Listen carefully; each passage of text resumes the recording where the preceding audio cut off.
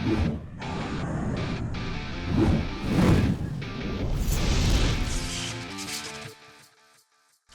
what's up guys? You got pokeaim here with another Pokemon Sword and Shield moveset video guide on how to use Copperajah.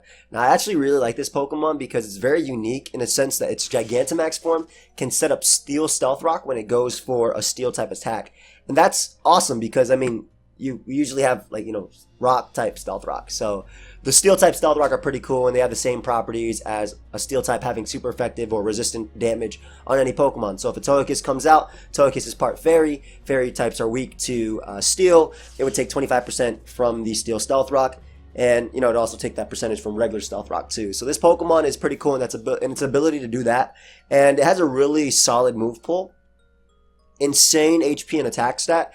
And, I mean, from there, really low speed, not the best in defenses, and for some reason an 80 base special attack, which is actually, like, usable, but it doesn't have the special move pool to actually abuse it. So the first set we're talking about in Copperajah. Now, I'm going to be talking about this in terms of Gigantamax Copperajah, but, I mean, you could use Dynamax Copperajah too. Just know that the difference is you won't get Steel Stealth Rock when you go for Gigantamax Heavy Slam or something like that. So, and also keep in mind that one thing to note with Copperajah is that weight-based moves, and this is for any Pokemon, but weight-based moves do not work on Dynamax Pokemon. So if my opponent Dynamax is in front of me with their, let's say their Grimmsnarl, for instance, alright, Grimmsnarl is weak to obviously Steel. I decide to go for a Heavy Slam with my Copperajah. I'm not Gigantamax, I'm not Dynamax, I go for Heavy Slam, it's not going to work. So do keep that in mind. Even though this Pokemon does have Heavy Metal, which doubles its weight, and for the most part, it's going to have 120 base power, Heavy Slams and Heat Crashes, versus opponents,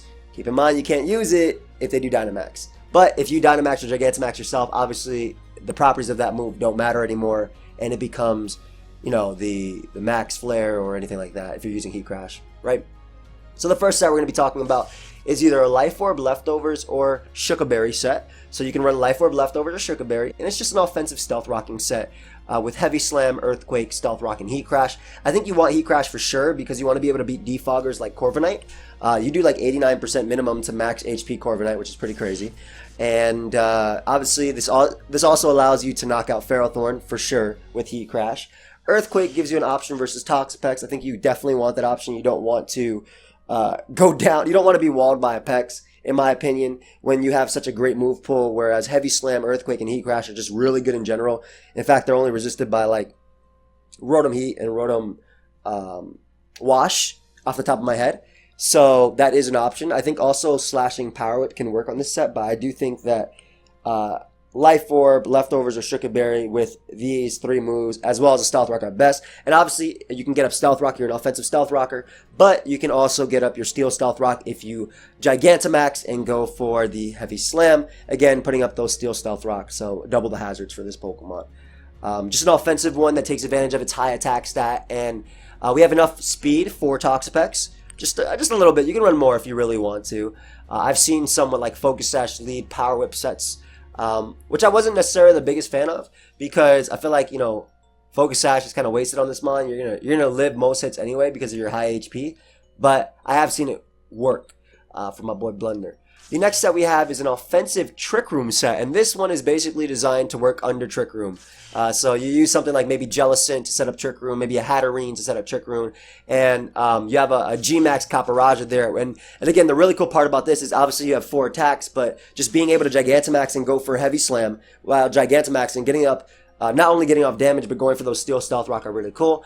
You have Heavy Slam, Heat Crash, Zen Headbutt, and Power Whip. I think Power Whip is necessary because you don't want to be walled by Rotom Wash on an all-out attacking set, or Seismitoad. So being able to deal with those two, even Gastrodon to an extent, well, Gastrodon obviously, but being able to deal with those, as well as just bulky waters in general.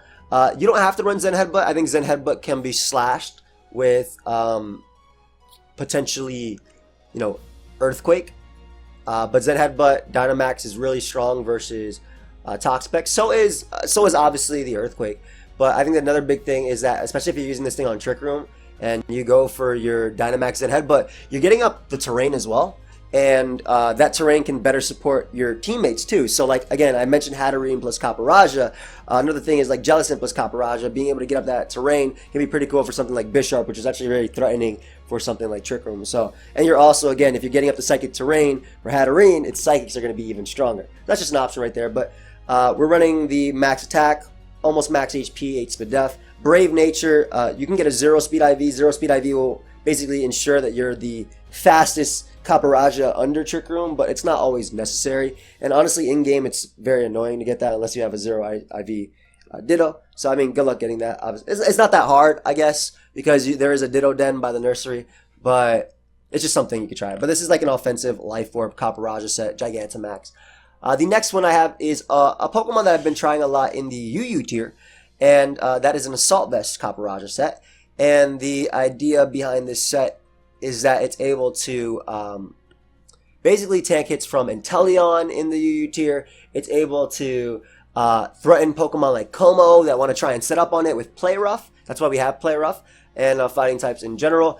Still able to get up Steel Stealth Rock while being Assault Vest, and that's such a cool thing, right? Because moves like Stealth Rock or moves that are not attacking wouldn't typically work if you're using Assault Vest, but because of the beauty of Dynamaxing, and again, the Assault Vest just helps you take those special attacks, letting you check Pokemon like Mew, letting you check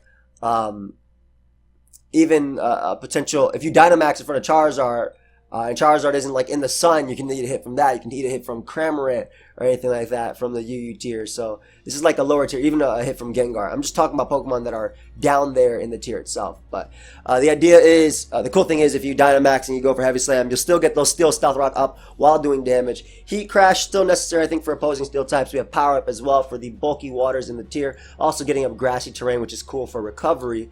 And again, Play Rough is there as a means to deal with dragon types. Como is the big one that comes to mind.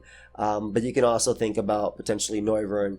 And I also like, I guess Obstagoon is down there wreaking havoc. So that's an option too. And the cool thing about Power Up as well is when you get up terrain, you can also make your Power Up stronger and then hit something like a Powdon, which is down there even harder. So Assault Vest Copperajah is definitely a viable option. The next set we have is taking advantage of the Sheer Force on this Pokemon, and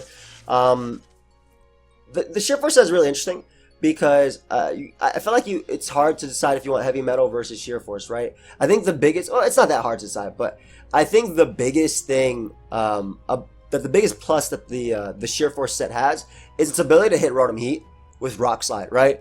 So you can use like a Life Orb Sheer Force, and moves that get Sheer Force boost, like Iron Head and Rock Slide, you actually don't end up taking damage from Life Orb. So you're hitting Rotom Heat is a big one because Rotom Heat is very popular right now, and it's a Pokemon that will be able to switch into Copperajah's moves the majority of the time. And so being able to hit that thing with Rock Slide is really nice. We still have Earthquake and Heat Crash. I think Heat Crash is still necessary. You don't want to be walled by a Ferrothorn. You don't want to be walled by a Corviknight. We're running speed on this thing, actually. Adamant max attack, max speed. You don't have to. You can still run a max HP variant, I feel. That can still work. But the reason I'm running speed is because Min Speed Corviknight, while Min Speed Clefable is not running around, that's something as well. Min Speed Tyranitar being faster than that too. But yeah, Earthquake is still there for Toxapex, Heat Crash, Rock Slide, and Iron Head with the Sheer Force set. And the last set we have is a Substitute Copperajah, and this is taking advantage of the fact that it has a high HP stat, and it takes a lot to break its sub, right? Toxapex takes 2 Scalds to break your sub. Ferrothorn takes 1,000,000 attacks to break your sub. So going for Substitute in front of them and maybe having leftovers for longevity and recovery can work. Heavy Slam, Earthquake, and Heat Crash is the set itself. Obviously, you're going to want teammates that can deal with Rotom. I think Seismitoad is a pretty good teammate with this. It appreciates Copperajah's ability to get rid of Ferrothorn. It also appreciates, and vice versa, Copperajah appreciates Seismitoad toxicking Rotom. That way a substitute set can actually stall it out between substitute, leftovers, and subbing again, and damage from the Heavy Slam. Again, these are all Gigantamax forms, but you can use Dynamax. I just stress that Gigantamax form is better while it's still alive, while it's still around, or while it's still alive, in terms of, like, I guess, Smogon OU, and I know you can't use it on the Battle Spot ladder. You can't use these on the Battle Spot ladder for some reason. If I'm not mistaken, like Gigantamax is banned. I don't know why. But, yeah, subbing on that thing, being able to Heat Crash Pokemon like Ferrothorn. Earthquake is still there. That way you can damage Toxapex, and then Heavy Slam is your next move. So, again, nice answers to this Pokemon. It depends. I think that anything that can be faster and potentially knock it out with strong Dynamax moves or even just strong moves in general. Rotom Wash and Rotom Heat are the two that really come to mind. Obviously, watch out for a random Rock Slide set, though that is a lot less common than 4 attacks with like Power Whip, Earthquake, Heat Crash, and Heavy Slam. So that's something you do have to keep in mind, though. Rotom Wash obviously threatens it with a burn. Physically defensive Mana Buzz can foul play through, but it doesn't appreciate repeat Life Orb Heavy Slams or even Gigantamax attacks too. But yeah, and in terms of teammates, like I said, things I want to deal with: Rotom Wash, Rotom Heat. I also think that this Pokemon is better not running Stealth. Well, I did mention the Stealth Rock set initially. I think this Pokemon is a lot better not running Stealth Rock because it's a Pokemon that hits incredibly hard, and sometimes it's hard to get in because of its slow speed and low defenses. So why go for regular Stealth Rock with it when you can Gigantamax and attack and get up Steel Stealth Rock, but also attack in the same turn, right? So I think that's something to keep in mind when using this Pokemon. Maybe a separate rocker as well. Tyranitar can work. That's why I mentioned Seismitoad, because Seismitoad is a good stealth rocker that appreciates the synergy that Copperajah and it have. But yeah, thank you everybody for watching. Hope you guys all enjoyed. Check out the Showdown Live going up later today. And yeah, I'll see you guys next time. Goodbye, my friends.